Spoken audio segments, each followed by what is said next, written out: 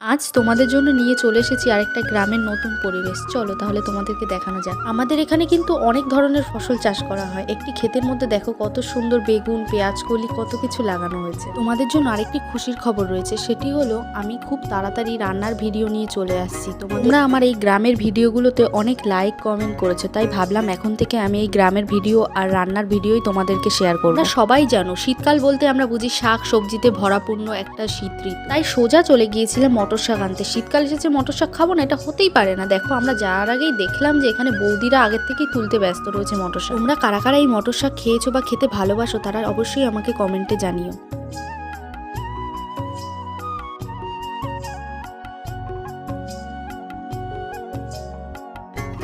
এই যে দেখো কত সুন্দর সিম হয়ে রয়েছে গাছগুলোতে। সিমগুলোকে দেখেই মনে হয় তুলে যেন বাড়িতে গিয়ে রান্না করি।